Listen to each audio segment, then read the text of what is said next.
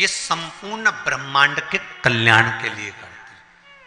खुद के लिए शिवजी ने कोई लीला नहीं करी महाराज। भगवान शंकर ने खुद के लिए कोई लीला नहीं करी। मेरे राघव जी ने जो लीला करी अपने पिता के वचन को निभाने के लिए करी। मेरे भगवान कृष्ण ने जी लीला करी वो अपने माता पिता के अनुकूल करी है।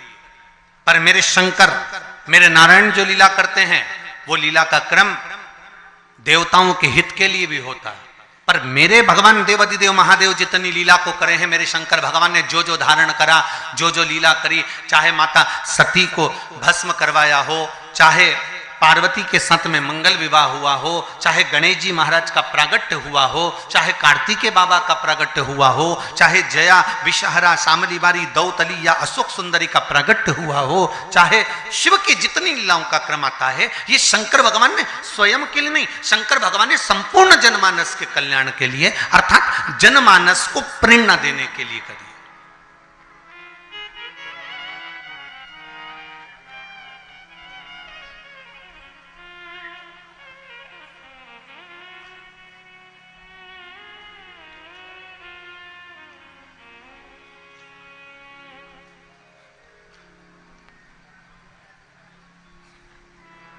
पार्वती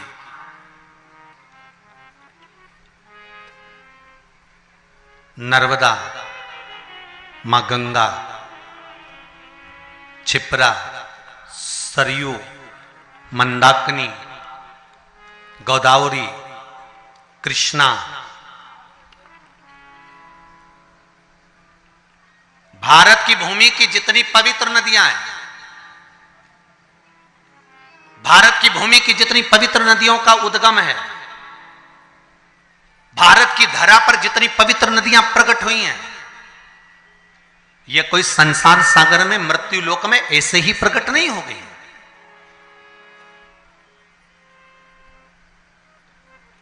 देव अधिदेव महादेव के पास में बारंबार सारी नदियों के लिए प्रागट्य के लिए निवेदन किया गया, पंचायत में यह सिद्ध किया गया, तब जाकर इन नदियों को प्रकट किया गया।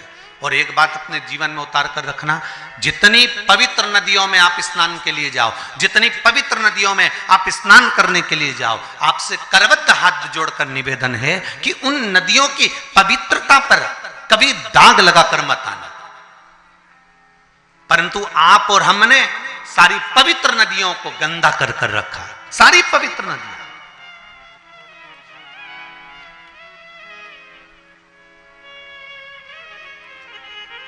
मैं कहूंगा यमुना के घाट पर बसा है दिल्ली। दिल्ली कहां पर बसा हुआ है? यमुना के घाट पर बसा हुआ है। आगरा यमुना के घाट पर बसा हुआ है। मथुरा और वृंदावन यमुना के घाट पर बसा हुआ है। बड़े बड़े तीर्थ मां नर्मदा के घाट पर बसे हुए हैं। बड़े बड़े तीर्थ मां गंगा के घाट पर बसे हुए हैं। बड़े बड़े तीर्थ मां कृष्णा के घाट पर बसे हुए, गोदावरी के घाट पर बसे हुए हैं। ये पवित्र पवित्र नदियां जिनको देवता स्वयं अपने लोक से लेकर मृत्यु लोक में आए हैं। एक भी नदी इस भूमंडल पर नहीं थी, परंतु कहीं शंकर भगवान ने कहा, कहीं देवी ने कहा, कहीं सूर्य ने कहा, कहीं किसी ने कहा, सबने कहीं ना कहीं इनकी आराधना करी है और इनको मृत्यु लोक पर लाने के लिए अथक प्रयास करा, अथक प्रयास। अगर आप शिव पंचायत की कथा को सुन रहे हो तो अपने जीवन में एक बात उतार कर रखना कि शिव पंचायत में एक एक नदियों के उद्गम की कथा का वर्णन है महाराज। और सारे देवताओं ने घोर तप कर कर, घोर तप कर कर इन नदियों को पृथ्वी पर लेकर आए, भूमंडल पर लेकर आए। और नदियां जब भूमंडल पर आ गई, जरा विचार करिए, हजारों हजार वर्ष तक ऋषियों ने, संतों ने, साधुओं ने, देवताओं ने तप साधना करी, तब ये नदियां पृथ्वी पर आई। और पृथ्वी पर आने के बाद ये नदियां इतनी पवित्र रही और आज उन संतों लोग तो इन नदियों को लेकर आ गए और हम क्या कर रहे हैं? इन नदियों को ओझल करते जा रहे हैं, इन नदियों को छुपाते जा रहे हैं, इन नदियों पे मकान बनाते जा रहे हैं। कहीं गंदा पानी, कहीं नालों का पानी, कहीं गंदगी सब इन पवित्र नदियों में भेजते जा रहे हैं और विचार कर रहे हैं कि यमुना मैया हमें तार देगी, विचार कर रहे हैं गंगा मैया हमें तार देगी, विचार कर रहे हैं नर्मदा मैया हमें तार देगी, क्षिप्रा मैया तार देगी। तो कैसे तारेगी?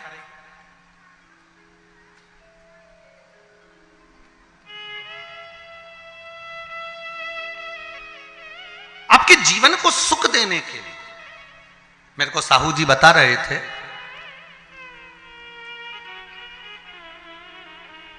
श्री दिनेश जी कह रहे थे कल गाड़ी में, कहे गुरुजी हमारे क्षेत्र के प्रशासन को हमने सूचना दी है कार्यक्रम की, तो प्रशासन के द्वारा गुरुदेव हमने जब कहा कि छोटे छोटे तालाबों में और नहर में पानी रहेगा तो जितने सारे भगत या कथा सुनने के लिए आ रहे हैं उनको नहाने में या आदि कादि कोई कार्य में तकलीफ नहीं होगी। तो प्रशासन ने बात मानकर नहरें चालू कर दी और नहरों से पानी भर दिया तालाबों में। मैं धन्यवाद दूंगा यहां के प्रशासन को।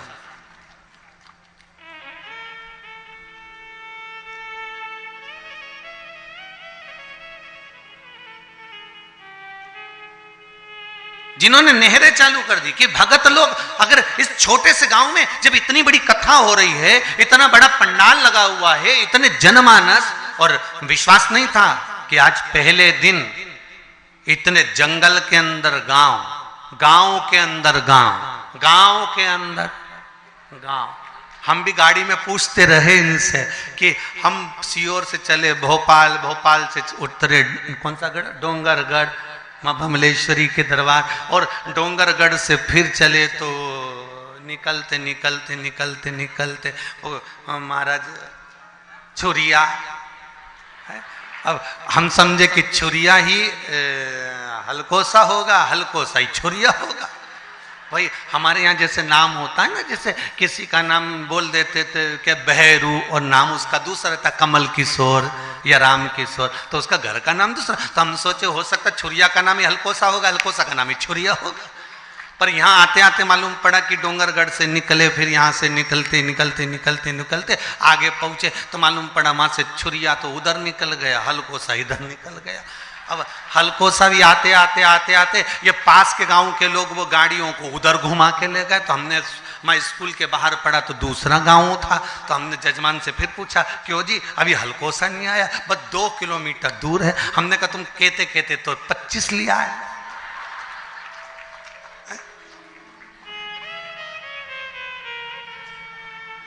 पर साहू जी बहुत बहुत आनंद का विषय यह है कि इस हलकोसा गांव में जिसने छत्तीसगढ़ वालों ने कथा नहीं सुनी वो बाद में पछताएगा, ये पक्का है। इतनी शांति, इतनी शीतलता, इतना आनंद भरा हुआ है इस गांव के अंतर्गत, शांति और शीतलता और एक आनंद।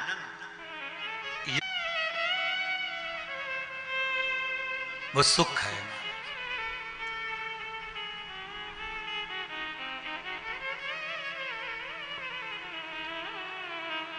पवित्र पवित्र नदियों का उद्गम हमारे यहां शिव महापुराण में वर्णन है महाराज। तो मेरा निवेदन है जितना सबका ध्यान रखा जाए उतना ध्यान पवित्र नदियों पर भी दिया जाए। जितनी जितनी पवित्र नदियां हैं उन पर हमारा ध्यान केंद्रित होना चाहिए, केंद्रित। करोड़ों रुपए नदियों की सफाई पर खर्च हो जाते हैं, पर पता नहीं पड़ पाता कि वो नदी की सफाई हुई कि रुपए की सफाई हुई।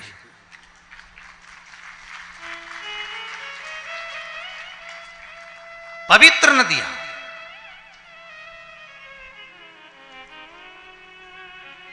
चाहे गंगा हो, यमुना हो, सरयू हो, क्षिप्रा हो, सरस्वती हो, ये सब मेरे देवादिदेव महादेव ने जिनको प्रकट करा है, इन नदियों को लेकर आए। जैसे जीजी ने प्रश्न करा कि शिव आजन्मा है, शंकर आजन्मा है, तो उनकी बहन कैसे हुई? शिव महापुराण की कथा कहती है कि भगवान शंकर को एक दूषण नाम के राक्षस का संहार करना था जो ब्राह्मण के बच्चों का रक्त निचोड़कर पी रहा था। तो शिव लीला करने के लिए एक नदी को प्रकट करना चाहते हैं।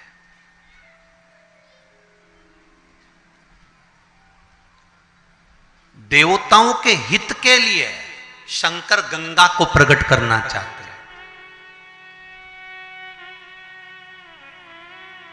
वेद व्यास जी के ज्ञान की वृद्धि करने के लिए शंकर भगवान सरस्वती को प्रकट करना चाहते हैं। संसार में बहुत गरीब से गरीब भी लोग रहेंगे जो अपने घर में शंकर की मूर्ति अगर रखेंगे तो उनके पास यज्ञ करने का पैसा भी नहीं होगा, हवन करने का धन भी नहीं होगा। इसलिए शंकर भगवान नर्मदा जी को प्रकट कर दिया। कौन सी नदी प्रकट करी?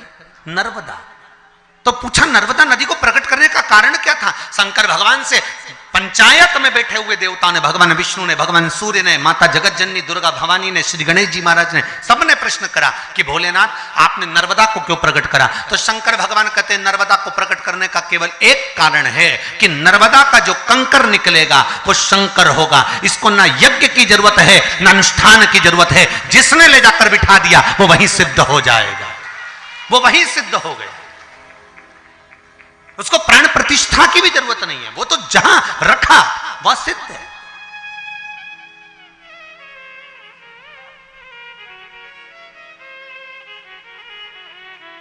मेरा भोला शिव शंकर ओघड़दानी दयालु दातार संपूर्ण विश्व के कल्याण के लिए लीला करता है। इसलिए नर्मदा का कंकर शंकर कर दिया।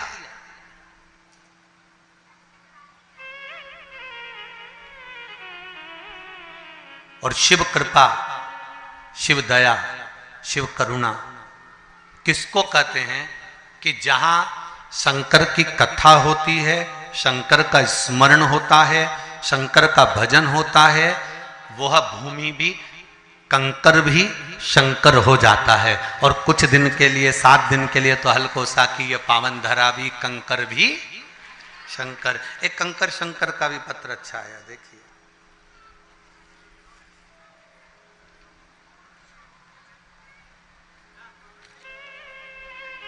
दीपक साहू, रूवा, रूवा लिखा है, रवा लिखा है, देख लेना है, रूवा, हाँ, जिला दुर्ग, छत्तीसगढ़। आप तो पास में ही हैं, जरा माइक पहुंचाइए, कॉर्डलेस दीजिए।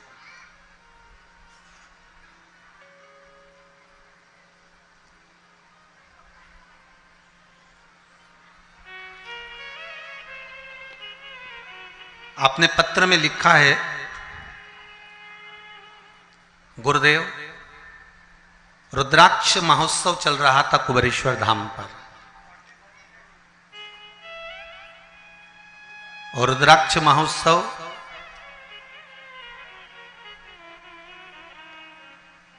जब कुबेरेश्वर धाम पर चल रहा था तब हम लोगों ने टिकट करवा रखे थे। 10 लोगों के सबके टिकट हुए और सबने टिकट करवाए। गुरुदेव सबके टिकट कैंसिल भी हो गए क्योंकि आपने व्यासपीठ से सबको आने के लिए मना कर दिया था। सही है? श्री शिवाय नमस्तुभ्यम। शिवाय नमस्तुभ्यम गुरुजी। कहाँ से हैं बाबू आप? ग्राम रुदा, जिला दुर्ग। कहाँ है ये? दुर्ग के पास, दुर्ग से 30 दुर्ग छत्तीसगढ़ से। जी जी, क्या कृपा करी बाबा ने? जी, जैसे ही मैं कुबेरेश्वर धाम से आया, मेरा काम पेंटिंग का काम करता हूँ। आपका टिकट कैंसिल नहीं हुआ था क्या? हो गया था। हो गया? नहीं हुआ था टिकट। मैं टिकट कैंसिल करने के लिए स्टेशन गया, जहाँ से टिकट कैंसिल करवाया वहाँ गया, बिलासपुर। आवाज बढ़ाइए बाबू। हाँ, मैंने टिकट कैंसिल करने के लिए स्टेशन गया और जहाँ से करवाया वहाँ गया, वहाँ से भी नहीं हुआ तो बिलासपुर फ़ोन लगाया। मेरे दोस्त रेलवे में हैं, बोले आपका टिकट कैंसिल नहीं हो पा रहा है। तो मैं सोच में पड़ गया कि मैं क्या करूं जी। तो फिर मेरा तो ध्यान कुबेरेश्वर धाम पे था, तो फिर मैं बिना सोचे ही अकेले निकल पड़ा। और जैसे ही मैं वहाँ गया, अच्छा दर्शन हुआ, जगह भी सामने मिल गया मेरे को, उसके बाद जैसे ही वहाँ से आया, दूसरे दिन से रोज फोन आता है कि यहाँ काम है, वहाँ काम है। मैं बता नहीं सकता बाबा जी, ऐसा लगता है कि मैं कुबेश्वर धाम पी रहा हूँ। जय हो, जय हो। आपने एक लाइन बड़ी सुंदर लिखी है। मैं एक बात सबको बोलना चाहता हूं कि एक बार कुबेरेश्वर धाम जरूर जाएं। ये आपने लिखा है पत्र में, मतलब कुबेरेश्वर बाबा ने आपको दिया ना, बस। श्री शिवाय नमस्तोभ्यम। बैठिए, बहुत बहुत साधुवाद। शिव कृपा ही ऐसी है। अब जहां जैसे लिखा है इन्होंने, दीपक जी साहू ने, कि गुरुदेव सबके टिकट कैंसिल हो गए, मेरा नहीं हुआ। मतलब कहीं ना कहीं बाबा को बुलाना था। अब आपने बिलासपुर तक विचार कर लिया टिकट कैंसिल करने के लिए, सारा दम लगा लिया, पर शिव को नहीं कराना था। शंकर ने बुलाया और आप चले भी गए, पहुंच भी गए, और बाबा ने कृपा करी, और ऐसी कृपा करी कि 10 जगह से काम के लिए फोन आना चालू हो गए, और बाबा ने आपको काम दे भी दिया। ये शिव की कृपा। आप विश्वास रखकर अगर कथा को श्रवण कर रहे हैं, विश्वास रखकर कथा स्मरण कर रहे हैं, मैं फिर निवेदन करूंगा, भले आस्था चैनल पर कथा सुन रहे हो, चाहे मोबाइल पर कथा सुन रहे हो, चाहे फेसबुक यूट्यूब पर कथा सुन रहे हो, चाहे पंडाल में बैठकर कथा सुन रहे हो, आपकी चित्त वृत्ति मन विश्वास के साथ अगर कथा सुन रहा है तो ये मानकर चलना कि 3 महीने में बाबा कुंवर भंडारी आपके भंडार भर ही देगा, ये पक्का। अब उससे प्रार्थना तो करो, अब दया करो,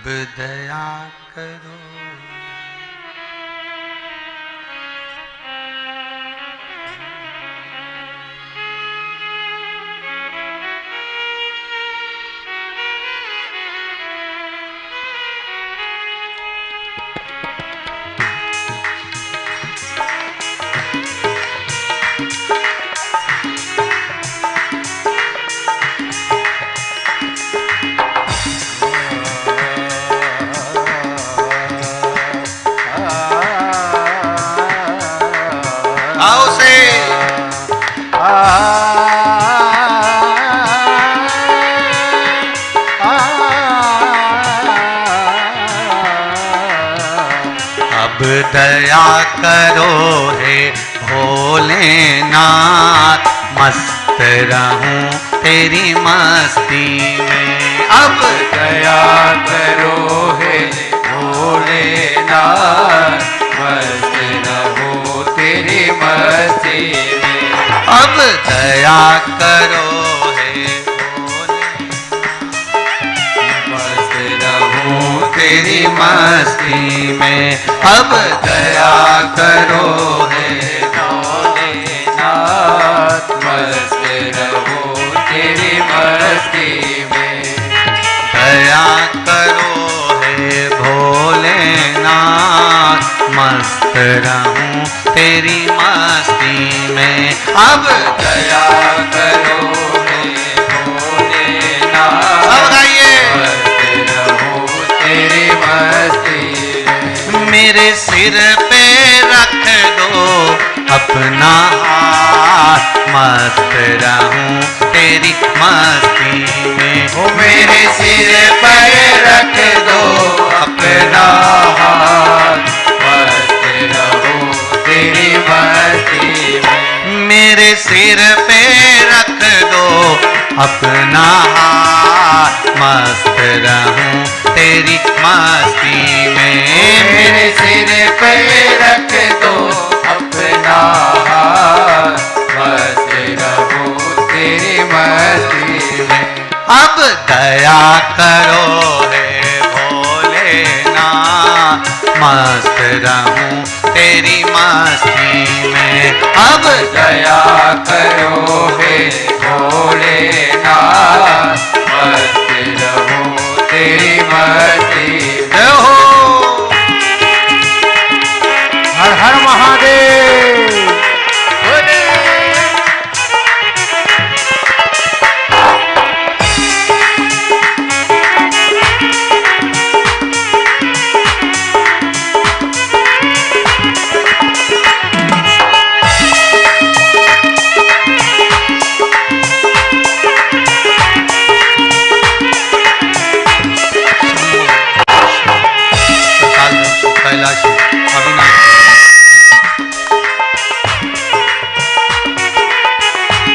जय हो।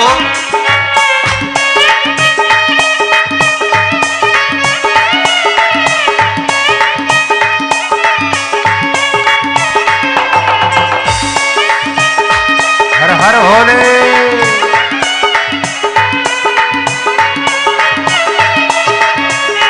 तेरे चरणों में हो मेरा माँ, मस्त रहूं तेरी मस्ती में। तेरे चरणों में हो मेरा हाथ, मस्त रहूं तेरी मस्ती में।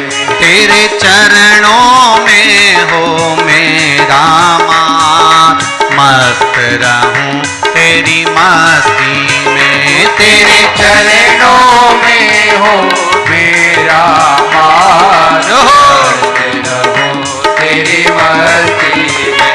अब दया करो हे भोलेनाथ, मस्त रहूं तेरी मस्ती में। अब दया करो हे भोलेनाथ, मस्त रहूं तेरी मस्ती में। जय हो।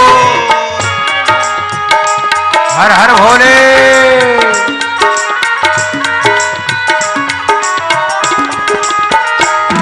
बम बम लहरी।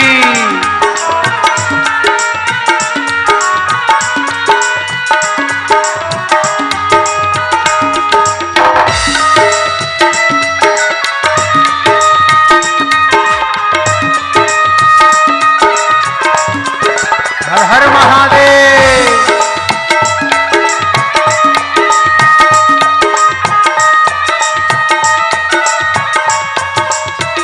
दोनों हाथों से बम बम लहरी।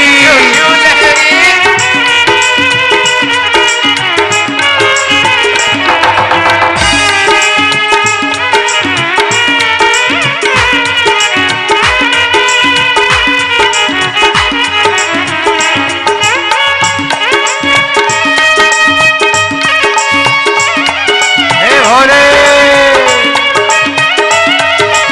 जय हो।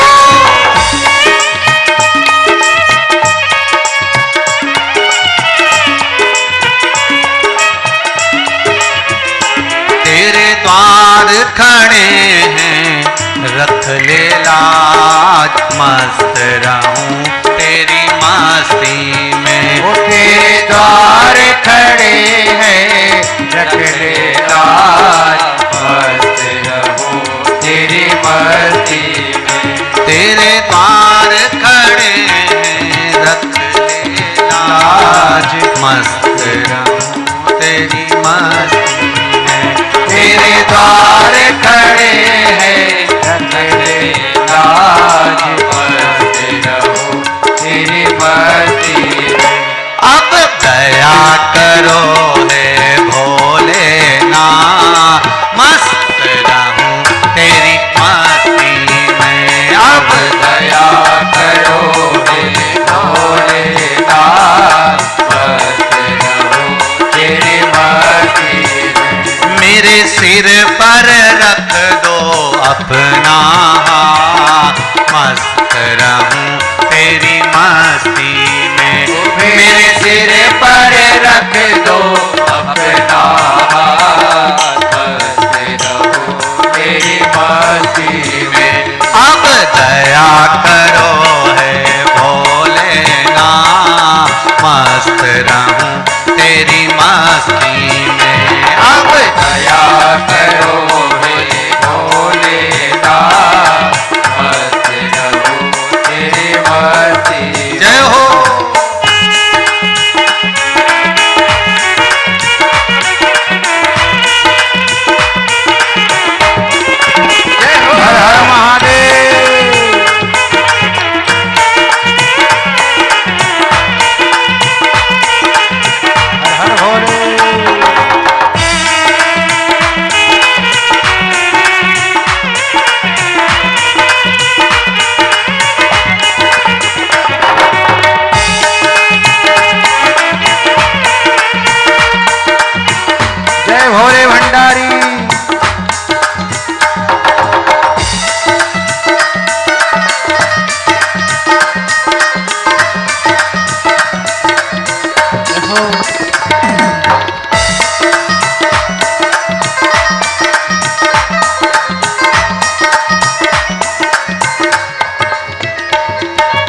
हर हर महादेव।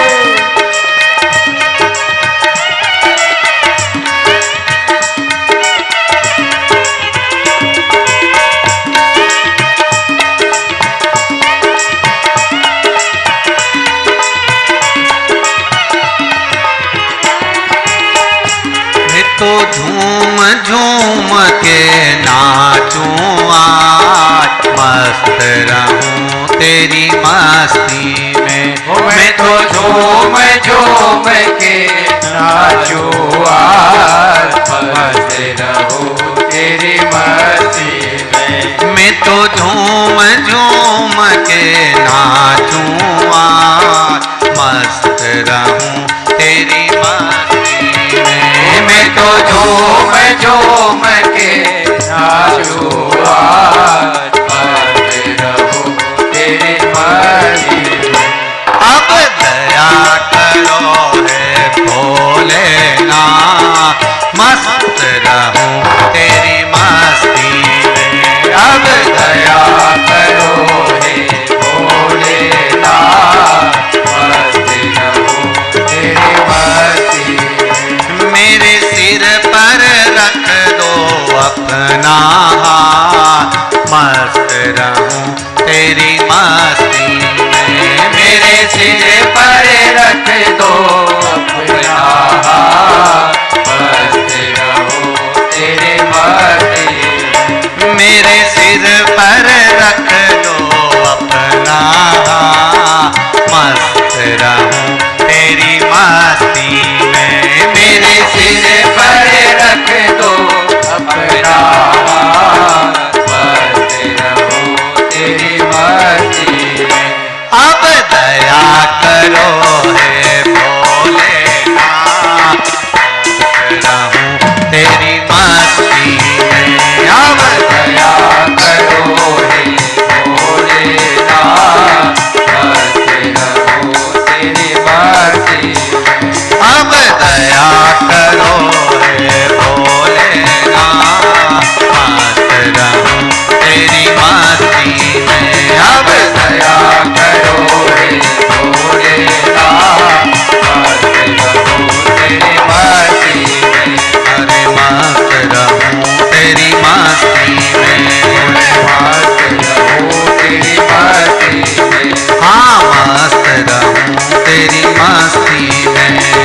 मस्त रहूं तेरी मस्ती। हर हर महादेव है। शिव पुराण कह रही है महाराज, पंच तत्व से बना ये शरीर, पंच तत्व से निर्मित ये ब्रह्मांड, और शिव पंचायत के वो 5 देव इस पंच तत्व के मूल स्वरूप हैं। पंच तत्व में जल की मात्रा ज्यादा है, इसलिए उसका जो मूल है वो श्री गणेश जी महाराज। दूसरे नंबर पर हैं पंच तत्व में वायु, और वायु के अगर कोई देव मूल रूप से माने गए हैं तो वो भगवान विष्णु हैं। शरीर में वायु का एक मूल स्थान है।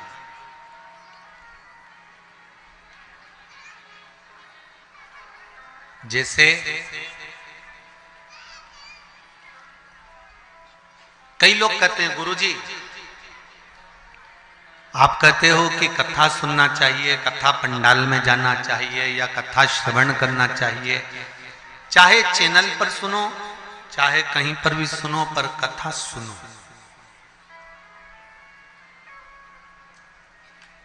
भाई, एक बच्चे ने प्रश्न किया था कि आप कहते हो कि भगवान सब जगह पर है, तो फिर हमारी मम्मी तुम्हारी कथा में क्यों जाती है? जब भगवान सब जगह पर है तो हमारी मम्मी को कथा में जाने की जरूरत क्या है? हमने भी वही कहना चाहते हैं। हवा सब दूर है, बोलो सही है कि गलत है? बोलते जाओ जरा जम के, सही है? हवा सब जगह पर, और गाड़ी के पहिया पंचर हो गया हो, उसकी हवा निकल गई हो, और तुम किसी से जाकर कहो कि तुम पहुंच गए छुरिया में और वहां जाकर तुमने कहा कि साहब हमारी गाड़ी के पहिए की हवा निकल गई है, और कोई तुमसे कहे हवा तो सभी जगह पर है, हवा की कोई कमी नहीं। अभी हम छुरिया तो नहीं गए, पर जाएंगे जरूर एक बार, नाम इतना जोरदार है तो घूमने में क्या दिक्कत है। तो कोई तुमसे कहे कि सब हवा निकल गई है पहिए की, और हवा तो वो कोई तुमसे कहे ज्ञान की बात है, हवा तो सभी जगह है। तो सब जगह है तो पहिए की हवा सभी जगह है, सभी जगह। ठीक। अब तुमने सोचा ये तो पागल है, इसके क्या मुंह लगना। फिर किसी के पास गए, वहां जाकर तुमने कहा भैया हवा, हमारी गाड़ी के पहिए की हवा निकल गई। तो वो तुमसे कि हवा तो अच्छे अच्छे की निकल जाती है।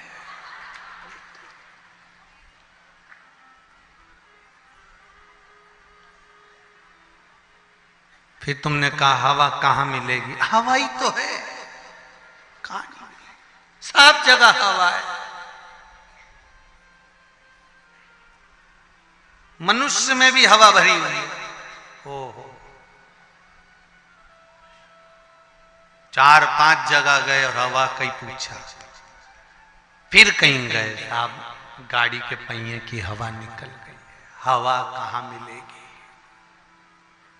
काफिरी है, सब जगह है, पहिए में हवा डलवाना। फिर कोई ने कहा ये हवा की दुकान है, यहाँ एक मशीन लगी हुई है, उस मशीन से टायर में हवा, जम के बोलो जरा, भरी जाती है। बिना मशीन के टायर में हवा भरा जाएगी क्या? बोलते जाओ जरा दमदारी से। नहीं, उसी तरह मेरा उस बच्चे से निवेदन है जिसने कहा था कि जब भगवान सब जगह पर है तो हमारी मम्मी तुम्हारी कथा में क्यों जाती है। तो उस बच्चे को समझाना चाहूंगा, हवा सब जगह पर है, भगवान कण कण में बैठा हुआ है, पर मशीन तो यही लगी हुई है जो भर देती है।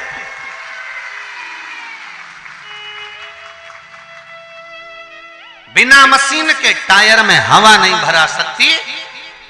प्राप्त होगी हवा, पर वो मशीन से प्राप्त होगी। भगवान सब जगह पर है, कण कण में, रसातल में, जल में, थल में, वायु में, आकाश में, पताल में, तुम्हारे घर में, चप्पे चप्पे में भगवान है। पर भगवान को पाने का स्थान अगर कहीं है, जैसे हवा भरने का स्थान हवा वाले की दुकान है, उसी तरह भगवान को पाने का स्थान सत्संग और शिव महापुराण की कथा है, जहां परमात्मा मिल जाता है। क्यों जाते हैं मंदिर, क्यों जाते हैं भगवान के दरवाजे पर? कि वहां भगवान मिल जाए। हवा की दुकान है, वो मिलेगा, प्राप्त होगा वो। भगवान विष्णु को वायु कहा है, वायुदेव का। महाराज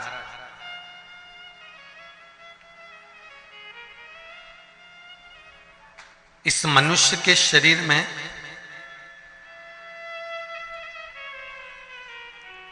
वायु का अपना एक तत्व का, 5 तत्वों में से एक तत्व है वायु, जो शरीर के अंदर है।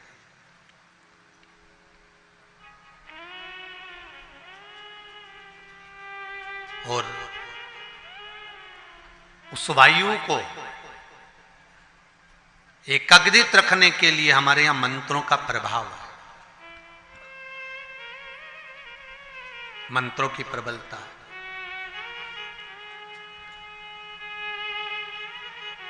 तीसरे नंबर पर है शिव, पृथ्वी का स्वरूप, पृथ्वी के देव है।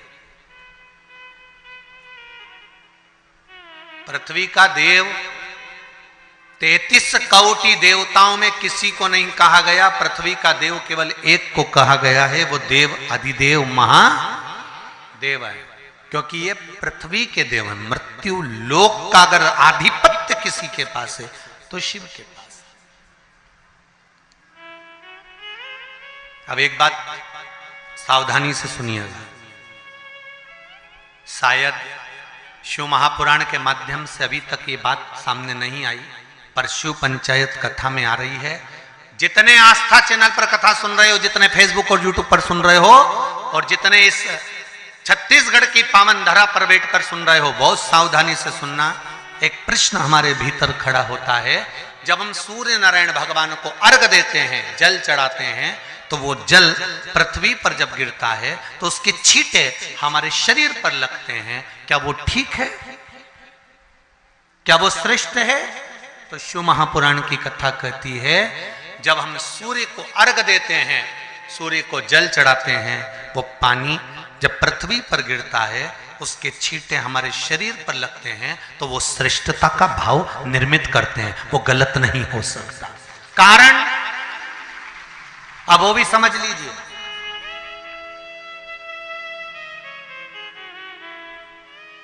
अब सूर्य नारायण भगवान को आप जल चढ़ा रहे हो तो छींटे नहीं लगे, उसके लिए क्या स्टूल पे चढ़ के चढ़ाओगे कि कुर्सी पे चढ़ के चढ़ाओगे? अरे बोलो तो सही। अब कई लोगों के दिमाग में यह बात भरा गई कि हम भगवान को जल चढ़ाते हैं, वो हमारे शरीर में छींटे लगते हैं, जमीन पे से पानी गिरता है, वो हमारे शरीर को छींटे लगते हैं, भगवान को अच्छा नहीं लगता होगा। कौन ने कहा? पहले तो उसको पकड़ के ला।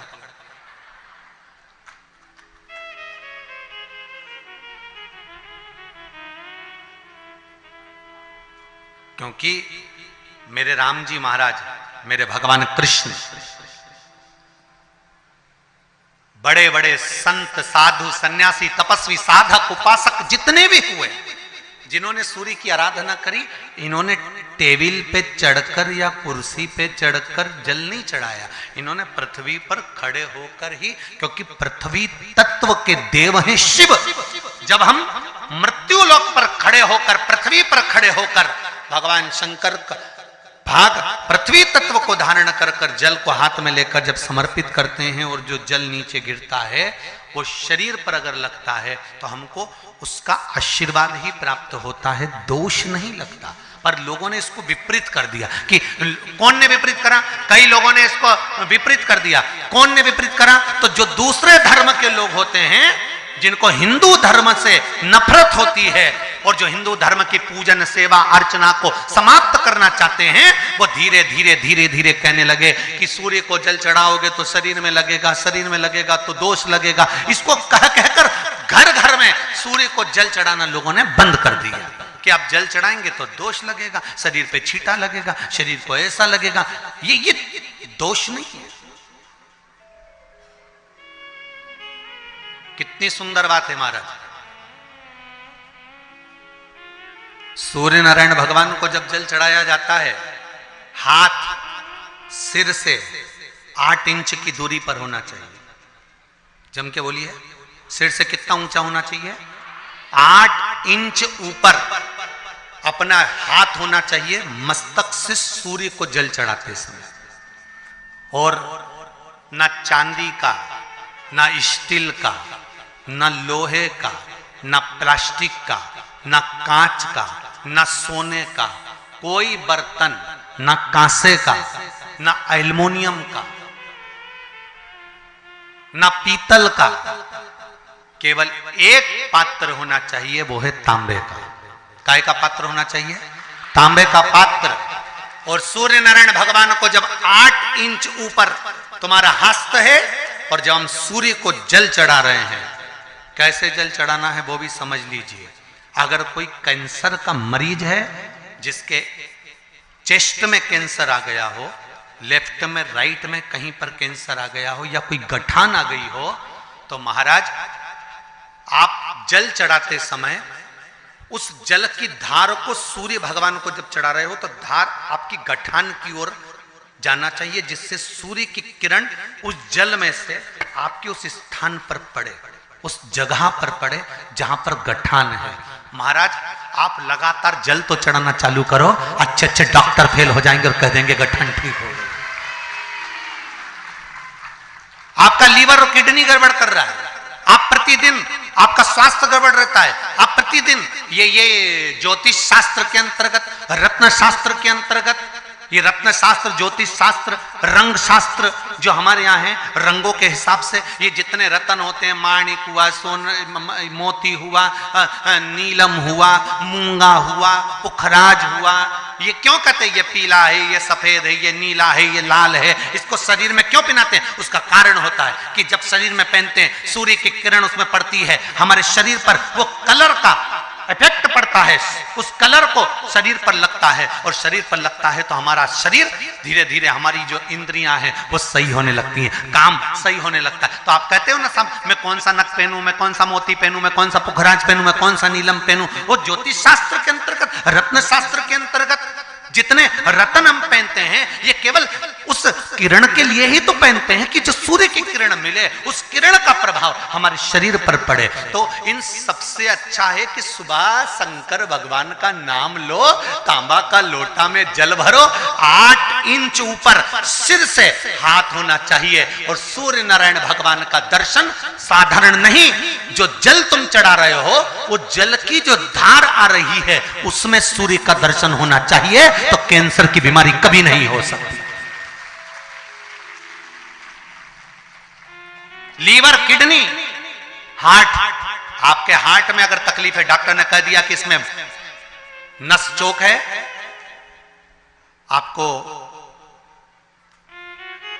कहीं ना कहीं छल्ला डलेगा, आपको कह दिया इसमें कुछ ना कुछ प्रॉब्लम आ रही है, आप सूर्य को अर्घ देना चालू कर दो, सूर्य को जल चढ़ाना चालू कर दीजिए। आप सूर्य को जल चढ़ाओ, वो जल की जो तरंग आ रही है, वो जल जो निकल कर जा रहा है, उसकी जो किरण आपके हृदय पर, आपकी छाती पर पड़ रही है, नाड़ियों में पड़ रही है, नसों में पड़ रही है, उसका बल देखो तो शरीर 1 महीना लगातार चढ़ाओ तो 15 दिन 20 दिन कर तो देखो।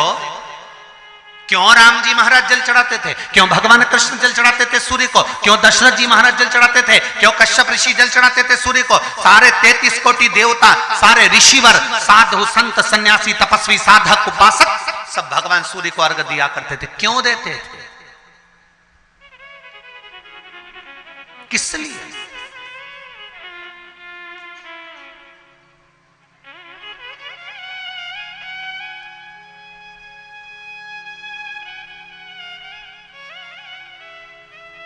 सूर्य नारायण भगवान को जल चढ़ाते समय आपके पंजों की एड़ी ऊंची नहीं होना चाहिए, ध्यान दीजिएगा मेरा। आपका पंजा पांव का पूरा की पूरा जमा होना चाहिए भूमि पर। हाथ कितने इंच ऊपर? 8 इंच ऊपर होना चाहिए। जल जो गिरे, सूर्य की किरण, सूर्य का दर्शन उस जल की रोशनी में करना चाहिए। क्या होगा उससे? जिस बच्चे को आंख में चश्मा लगा हो, मोटे से मोटा चश्मा लगा हो, छूट नहीं रहा हो, तो थोड़े दिन उसको सूर्य का अर्घ चढ़वाना चालू कर दो और जल में से सूर्य का दर्शन कराना चालू कर दो। सूर्य का दर्शन जल में से 2 महीना 2.5 महीना बहुत है, आंख की रोशनी बढ़ जाएगी, चश्मा हट जाएगा। आप कर देखिए। अब एक प्रश्न और खड़ा होता है सूर्य को अर्घ देने का। गुरुजी, पंचदेव पंचायत में सूर्य नारायण भगवान शंकर की पंचायत में हैं।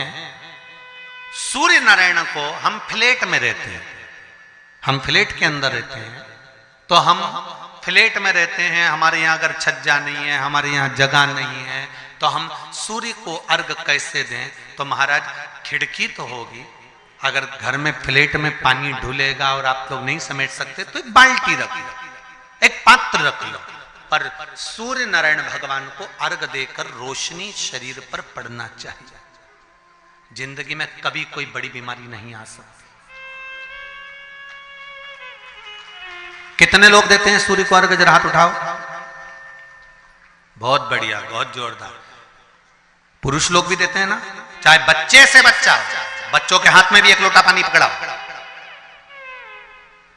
घर में छोटे बच्चे हो ना, उनको तांबे का लोटा दो, पानी दो, जा बाहर खड़े हो जा, 1 लोटा पानी चढ़ा के। पहले दिन आप स्वयं बच्चे के साथ बाहर खड़ी हो, ओटले पर, घर के बाहर खड़ी हो, छत पे खड़ी हो या घर के बाहर खड़ी हो, और बच्चे से कह लो चढ़ाओ बेटा, देखो ऐसा हाथ 8 इंच ऊपर करिए, तांबे का लोटा लेकर पानी धीरे धीरे डोलना है, जैसे वो स्लो मोशन के सीन नहीं होते नाटक में, ये एकदम धीरे धीरे धीरे, बस नहीं तो मालूम पड़े छोरा छोरी एक साथ उंडेल के अंदर नहीं। जल चढ़ाते समय उस पानी में से सूर्य की किरण पड़ना चाहिए, सूर्य की किरण।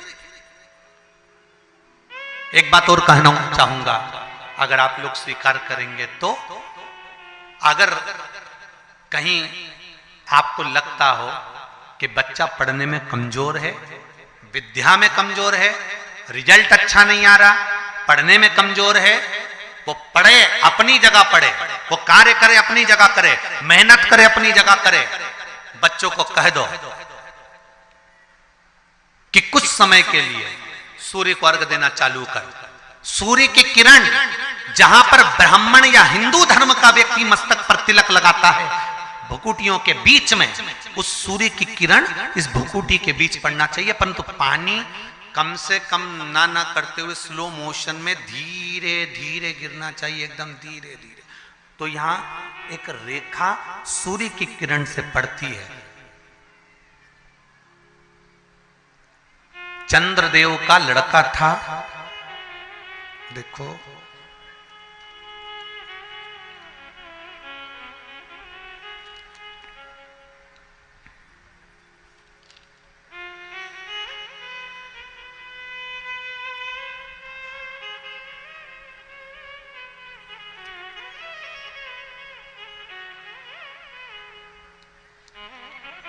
चंद्रदेव का लड़का था वर्चा। क्या नाम था? जम के बोलिए जरा। वर्चा। सुंदर प्रसंग है शिव पंचायत, शिव महापुराण का। जब संसार के हित के लिए, संपूर्ण विश्व कल्याण के लिए ब्रह्मा जी ने 33 कोटि देवताओं को बुलाया, और बुलाकर ब्रह्मदेव ने कहा कि हे देवताओं, मृत्यु लोक में द्वापर में भगवान कृष्ण, भगवान विष्णु कृष्ण के रूप में अवतरित होने जा रहे हैं। सारे देवता अपने अपने पुत्रों के साथ में, अपनी अपनी पुत्रियों के साथ में, पुत्र वधुओं के साथ में, धर्म पत्नियों के साथ में, 33 कोटि देवता द्वापर में रूप रख रख कर आप भी जन्म लो, आप भी प्रकट हो, क्योंकि भगवान कृष्ण। सारे देवता जाने लगे, पर चंद्रदेव ने मना कर दिया। चंद्रदेव बोले कि मैं तो चले जाऊंगा, मना नहीं है, अगर आप कहते हो तो मैं चले जाऊंगा, मैं जाकर रूप रख लूंगा और भगवान कृष्ण की सेवा में लग जाऊंगा, पर मेरा बेटा वर्चा, चंद्रदेव कहते मेरा पुत्र वर्चा नीचे नहीं जाएगा।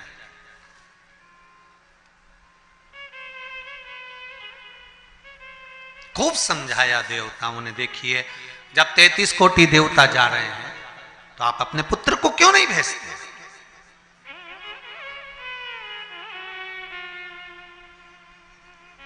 शिव महापुराण की कथा एक बड़ा सुंदर बात कह रही है, अच्छी लगे तो रख लेना, नहीं लगे तो जाते जाते कहीं कोई कुंड या तालाब मिले तो उसमें पटक देना। बात तो कहेंगे व्यासपीठ से, अच्छी लगे तो रखो। देवता कह रहे हैं चंद्रदेव वर्चा को, आपके पुत्र को आप मृत्युलोक में भेजो, जनहित के कल्याण के लिए। जब राष्ट्र हित की बात आए, जनहित की बात आए, धर्म की बात आए, सनातनियों की बात आए, देव और धर्म की बात आए, तो हर माता पिता को चाहिए कि अपने घर के बच्चों को सबसे पहली सीख ये दी जाए कि धर्म का जब मामला हो, सनातनियों का जब मामला हो, जब राष्ट्र सेवा का मामला हो, तो सामने जाकर खड़े हो जाओ, आगे जाकर खड़े हो जाओ। यह हर एक बच्चे को सीख देना चाहिए।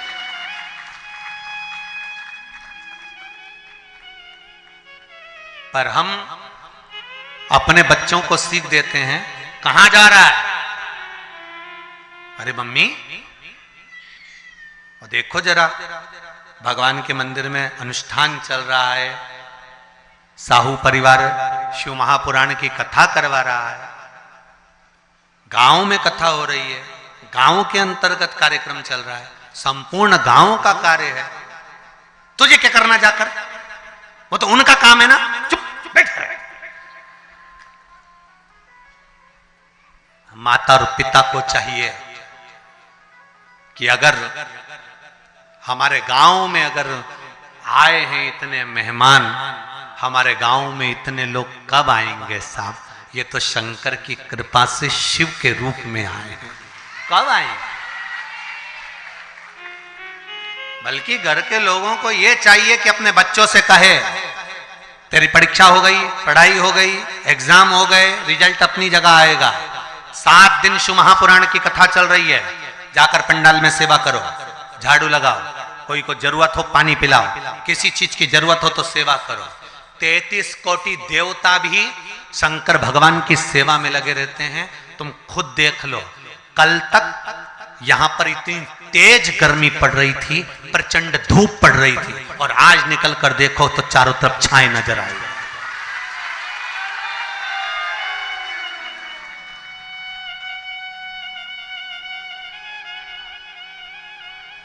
कार्यकर्ता कह रहे थे, गुरुजी इतनी गर्मी, इतनी गर्मी, इतनी गर्मी, इतनी गर्मी कि कपड़े तक पसीने में नहा रहे हैं। अब बोलो, गर्मी किस किस को लग रही है आज? जम के तो बोलो जरा, लग रही कहीं? सूर्य नारायण भगवान को भी शंकर जी ने कह दिया, जरा छाता लगा ले थोड़ी देर के लिए, 3 घंटा कथा चल रही है। ये शिव कृपा। और पूरे पंडाल में 2 बजे कथा चालू हुई है, और 2 बजे से लेकर अभी जो भी टाइम हो 4:30 बजने वाली है, और उतनी देर में तुम देख लो पूरी जगह छांव ऐसी, सब दूर धूप पड़ रही है, और यहाँ पूरे पंडाल के आसपास ऐसा लग रहा है जैसे भगवान खुद हवा कर रहा, खुद कृपा कर रहा। तो ये शिव कृपा नहीं तो और क्या है? शिव दया नहीं तो और क्या?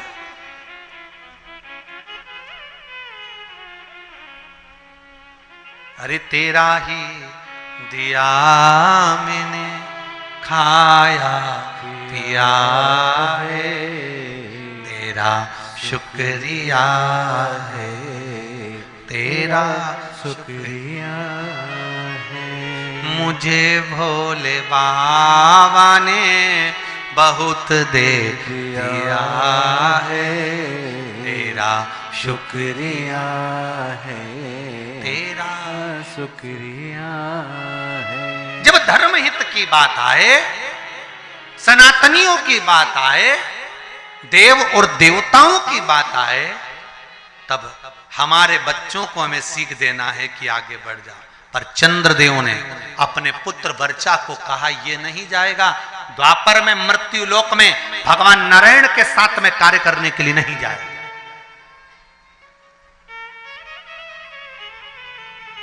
वर्चा को सूचना मिली, वर्चा को खबर मिली। कई लोगों के मन में एक प्रश्न आता है, भगवान कृष्ण पांडवों के साथ थे? बोलो तो, थे ना? भगवान कृष्ण अगर पांडवों के साथ थे, भगवान कृष्ण को मालूम था अभिमन्यु चक्रव्यूह में फंस चुका है, भगवान कृष्ण चाहते सुदर्शन उठा के अभिमन्यु को बचा सकते थे। भगवान कृष्ण चाहते तो अभिमन्यु की रक्षा कर सकते थे, भगवान कृष्ण चाहते तो अभिमन्यु को बचा सकते थे, अभिमन्यु की रक्षा कर सकते थे। जब अर्जुन, नकुल, सहदेव, भीम, युधिष्ठिर, ये 5 की रक्षा मेरे कृष्ण ने हर घड़ी, हर पल, हर क्षण करी, तो सुभद्रा का पुत्र है अभिमन्यु।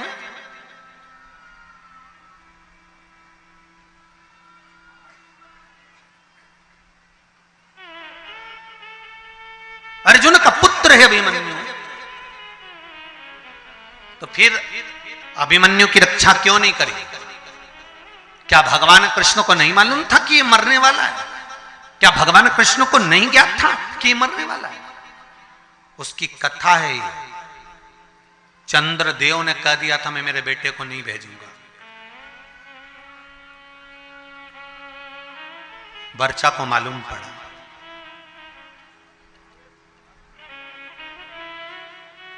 और वर्चा को मालूम पड़ा कि मेरे पिता चंद्रदेव ने मना कर दिया है जनहित के कार्य के लिए, देवहित के कार्य के लिए। क्यों? क्योंकि पुत्र का मोह नहीं छूट रहा, पुत्र आसक्ति नहीं छूट रही।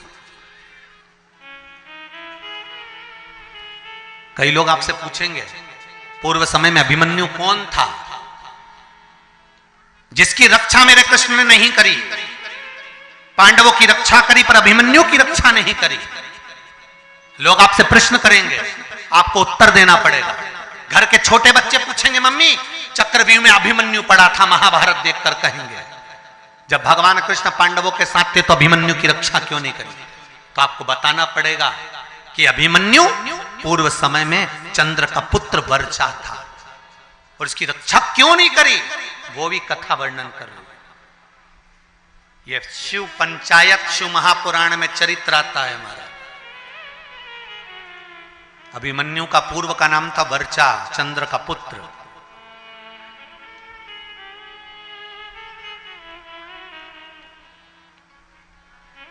क्या कमी पड़ गई थी, क्यों नहीं करी? वर्चा को मालूम पड़ा कि मेरे पिता ने मुझे मना कर दिया, मेरे पिता ने कह दिया कि मृत्युलोक में मेरा पुत्र वर्चा नहीं जाएगा, क्योंकि पुत्र आसक्ति, पुत्र मोह, पुत्र का स्नेह बड़ा प्रबल हो।